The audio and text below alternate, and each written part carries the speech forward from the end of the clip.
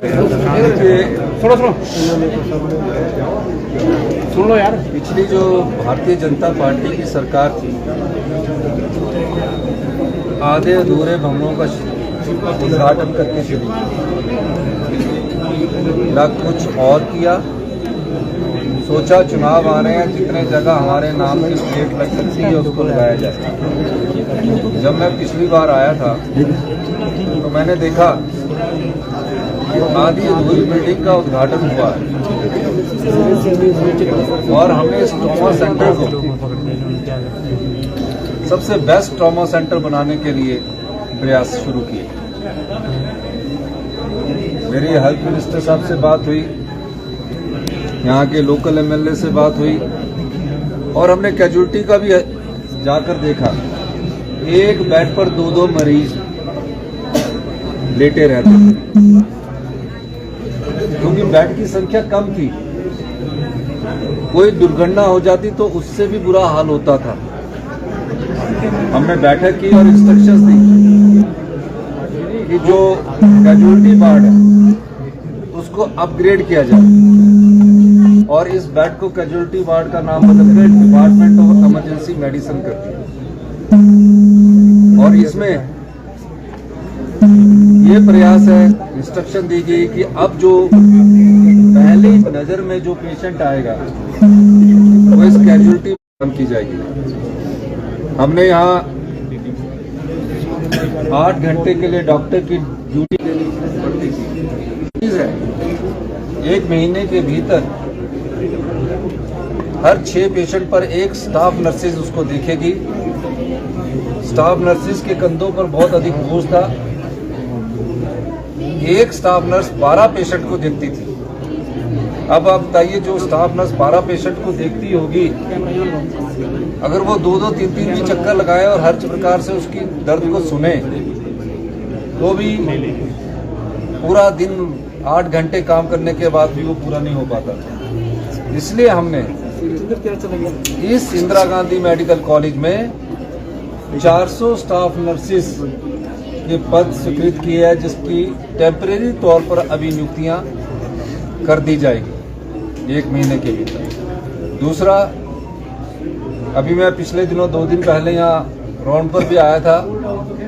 मुझे पता लगा कि रेडियोग्राफर को महज 10,000 रुपये मिलते हैं, लेबोरेटरी टेक्नीशियन को महज 10,000 रुपये मिलते हैं, ओटीए वाले को महज 10,000 रुपये मिलते हैं।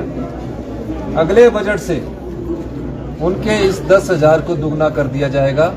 ये मैं उनको कहना चाहता हूं, क्योंकि अभी बजट बन चुका है और बजट में हम कई प्रकार के परिवर्तन कर रहे हैं, ताकि जो ओटीए वाले में 3 साल की ट्रेनिंग करने के बाद जो बच्चा हमारा बाहर जाएगा तो उसको कम से कम 20,000 रुपया तो मिले। इस दृष्टि से भी हमारी सरकार ने विचार किया है और आने वाले समय में इन सब चीज़ों को हम अधिक पैसा देकर यहाँ हमारे जो पेशेंट्स हैं उनकी अच्छी देखभाल कर सकें। रेडियोग्राफर्स के पद है, ओटीए के पद है, लेबोरेटरी टेक्नीशियन के पद है, इन सबको देख रहे हैं। और मेरा मानना है कि बड़े मेडिकल कॉलेज में एक अपनी लेबोरेटरी भी होनी चाहिए। अभी उस पर चर्चा चल रही है। जब हमारी पूरी प्रेजेंटेशन होगी तो अपनी एक लैब जब इनकी होती है तो उस पर ज़्यादा ये विश्वास, डॉक्टर्स की राय लेने के बाद, डॉक्टरों की विचार विमर्श करने के बाद हम इस पर आगे बढ़ने की विचार कर सकते हैं।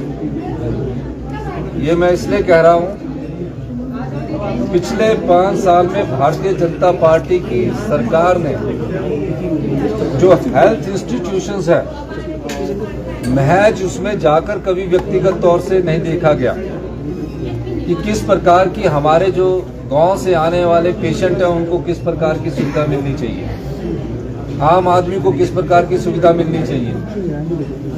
और जिस प्रकार से 5 साल में सभी मेडिकल कॉलेज का बुरा हाल किया भारतीय जनता पार्टी ने, सरकार उन्हें कभी माफ नहीं करेगी और इसमें कोई दो राय नहीं है।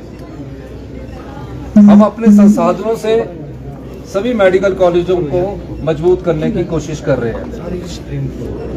आईजीएमसी के बाद फिर टांडा है, फिर जो और 4 मेडिकल कॉलेज है उनको भी मजबूत करने की कोशिश कर रहे हैं।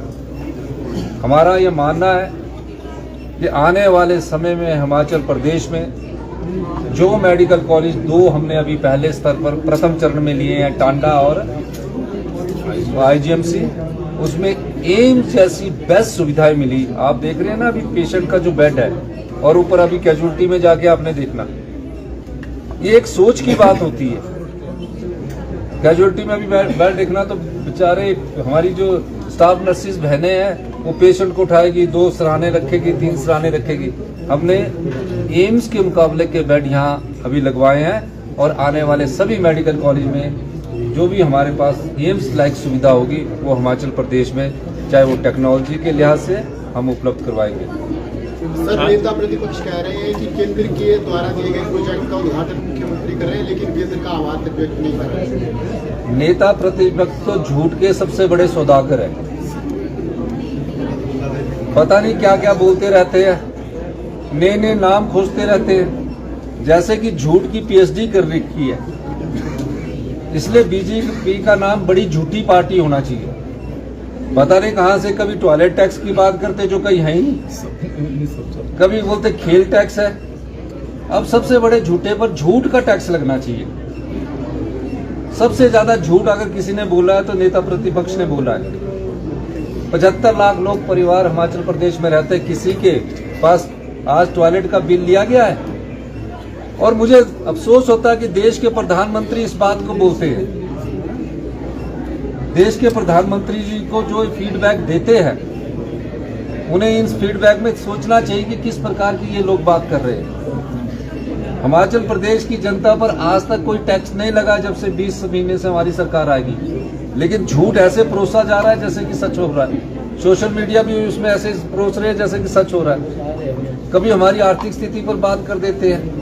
अगर हम किसी चीज को सही करने की दिशा में व्यवस्था परिवर्तन कर रहे हैं तो उसको ऐसा शो करते हैं कि हमारी स्थिति ऐसी है। अगर हमारी आर्थिक स्थिति ठीक नहीं होती तो ऐसे बेड लगने थे हॉस्पिटल्स में, लेटेस्ट टेक्नोलॉजी आनी थी।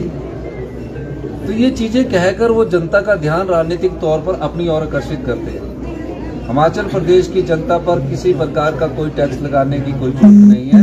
हमारे जो इन्वेस्टमेंट ड्रेन हुआ है, जो हमारी संपदा को पिछली भारतीय जनता पार्टी की सरकार ने, जो जनता हिमाचल प्रदेश की जनता की संपदा है उसको लूटा है और लुटाया है, उसको हमारी सरकार ठीक कर रही है और हिमाचल की जनता के हित में फैसले कर रही है। सर, प्रधानमंत्री लगातार महाराष्ट्र में भी इस टॉयलेट टैक्स को प्रचार कर रहे हैं। देश के प्रधानमंत्री हैं, इस प्रकार का प्रचार उन्हें नहीं करना चाहिए। उन्हें जयराम ठाकुर जी को बोलना चाहिए कि आप झूठ की जो मशीन है उनके मुंह में मत डालिए। अच्छा नहीं लगता ऐसा किसी प्रकार का। आप बताइए, है कोई ऐसा लगा? आप ही बताइए। वेरी ये शब्द ही मेरे को तो आज ही बड़े बड़े चैनलों में चल पड़ा, पता नहीं क्या। सर, हरियाणा इलेक्शन तरह से प्रचार किया बीजेपी ने, चाहे टॉयलेट टैक्स हो या मस्जिद वाला मामला हो, इससे नुकसान हुआ कांग्रेस को? नहीं, ऐसा नहीं है, ऐसा नहीं है। मैं 2 जगह गया, दोनों जगह कांग्रेस जीती, तो ऐसा नहीं है। बहुत बहुत धन्यवाद। सर, हरियाणा के चुनाव सर अपेक्षापूर्ण रिजल्ट नहीं आया, काफी अपेक्षा थी हरियाणा से, क्या कारण है?